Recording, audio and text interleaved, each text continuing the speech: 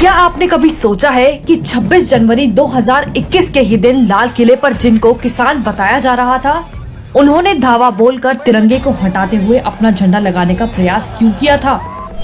26 जनवरी 2021 वो दिन जब देश ही नहीं दुनिया ने देखा कि बक्कल उतारने की धमकी देने वालों ने, पीएम मोदी की मौत की कामना करने वालों ने पूरे किसान आंदोलन पर कब्जा कर लिया और देश और किसानों को बदनाम करने का खेल खालिस्तानियों द्वारा खेला गया। क्या ये सारी हिंसा और अराजकता का ये खेल सिर्फ एक दिन या किसी एक वजह से हुई घटना थी?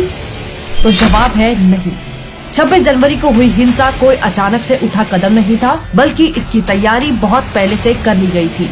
किसानों का चोला ओढ़कर छिपे कुछ भेड़िए देश की राजनीति में हिंसा फैलाने के अपने असल मकसद में बहुत पहले से लगे हुए थे, जिनमें इनकी मदद कर रहे थे कुछ लिबरल और सुपारी पत्रकार, जिनको इन सब के बहाने अपने मोदी विरोध का एजेंडा चलाना था। हिंसा का जो खेल किसानों के पीछे छिपे उपद्रवियों द्वारा खेला गया, उसकी पुलिस जांच में धीरे धीरे षड्यंत्र के पन्ने खुलते गए और सारी तस्वीर सामने आ गई। जानते हैं इस आग को सुलगाने के लिए पहले से सुनियोजित तरीके से तैयारी कैसे की गई थी? कैसे की गई थी लाल किला हिंसा की तैयारी? दिल्ली पुलिस द्वारा दायर चार्जशीट के मुताबिक लाल किले हिंसा की साजिश नवंबर-दिसंबर 2020 में रची जा चुकी थी। इसके लिए बड़े पैमाने पर पंजाब और हरियाणा में ट्रैक्टर खरीदे गए थे।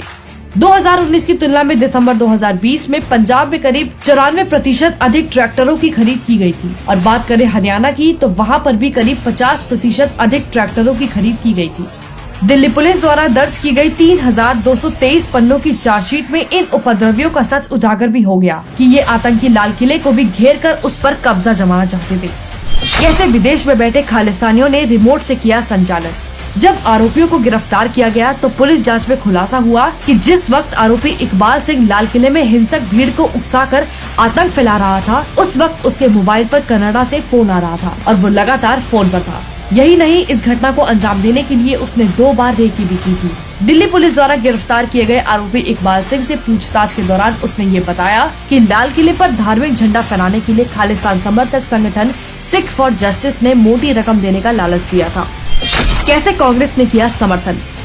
जहां किसानों के नाम पर खालिस्तानियों द्वारा की गई हिंसा और देश के खिलाफ साजिश से पूरा देश गुस्से से उबल रहा था, वहीं राजनीतिक विरोध में अंधे हो चुके विपक्ष ने इस तथाकथित आंदोलन की आग में घी डालने का काम किया।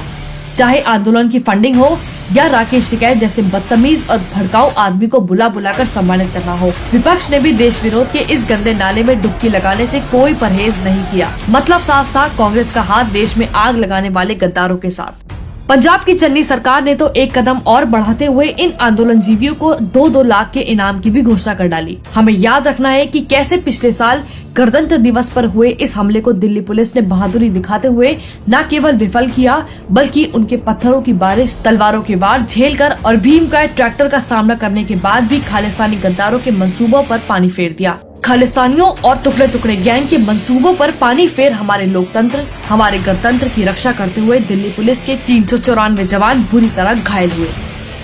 2022 में भारत देश की आजादी के 75वें साल का जश्न मना रहा है और ऐसे में हम सब की जिम्मेदारी बनती है कि आगे से कोई भी देश विरोधी ताकत देश के खिलाफ ऐसा षड्यंत्र रचने का सपना भी ना देख पाए। कोई भी दल, समूह, धर्म हमारे पवित्र तिरंगे के ऊपर अपना कोई राजनीतिक और धार्मिक झंडा ना लगा सके।